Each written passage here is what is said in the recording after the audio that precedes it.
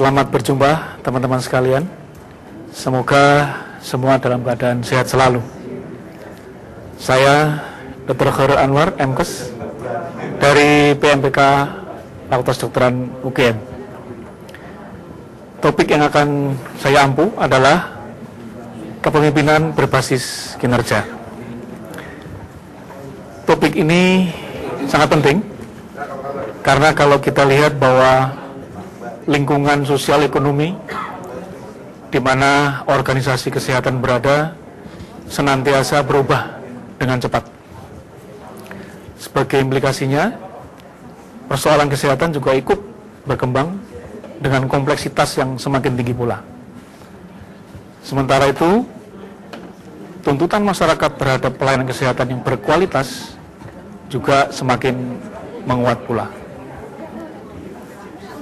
Dalam situasi demikian, dibutuhkan pemimpin yang selalu tanggap dan dengan cepat dan tepat dapat mengatasi situasi yang problematik tersebut.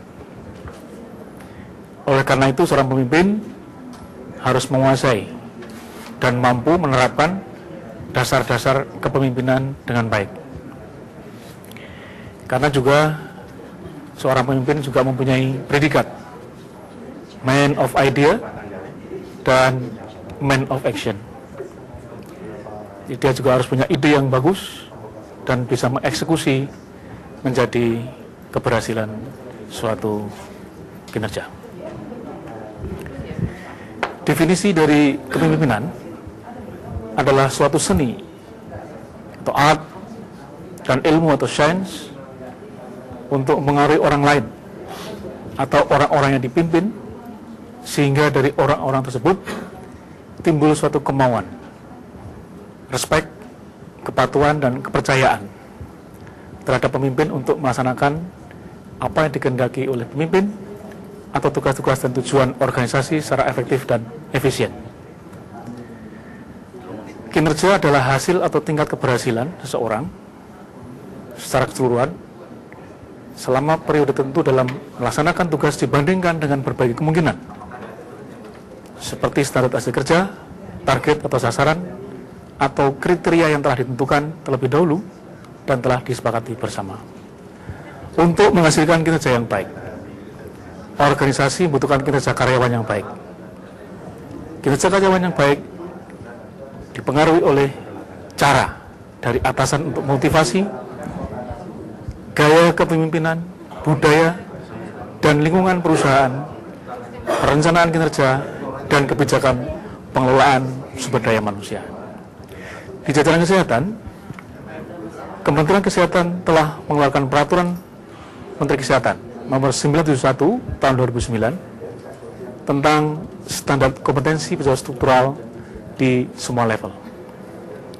Salah satu kemampuan yang harus dimiliki adalah kepemimpinan dan juga kompetensi dalam peningkatan kinerja organisasi. Dengan berbekal kompetensi yang telah dikuasai tersebut, dapatlah diukur kinerja terbaiknya dalam mengatasi masalah-masalah kesehatan di wilayah kerjanya. Adapun ukuran dari keberhasilan seorang pemimpin dapat dilihat dari hal sebagai berikut. 1. Kemampuannya untuk mengeksekusi suatu keputusan. How to make things happen. Yang kedua adalah kemampuannya untuk mengaruhi orang lain dan menggerakkan kekuatan dari timnya. Yang ketiga, kemampuan untuk membangun relasi yang luas. Dan keempat adalah kemampuan untuk berpikir strategis untuk merubah situasi ke arah yang lebih baik. Harapan ke depan sebagai para pemimpin, 1, hendaklah pemimpin punya impian. Ya, harus punya the big dream. Karena big dream, impian yang besar, sangat penting untuk mendorong kesuksesan untuk mewujudkan apa yang telah dicita-citakan. 2, harus mampu membuat rencana tindakan yang efektif, yang realistis, dan dapat terlaksana. Yang ketiga, pemimpin harus belajar dari orang-orang sukses sebelumnya. Ingin panjang umur, tanya caranya pada orang yang panjang usianya. Ingin kaya, tanya pada orang yang sudah kaya. Ingin sukses, tanya kepada orang yang sukses. Selamat belajar. Semoga menjadi pemimpin yang sukses. harimau mati meninggalkan belang. Pemimpin pergi meninggalkan karya gemilang. Selamat belajar. Semoga sukses. Sampai jumpa.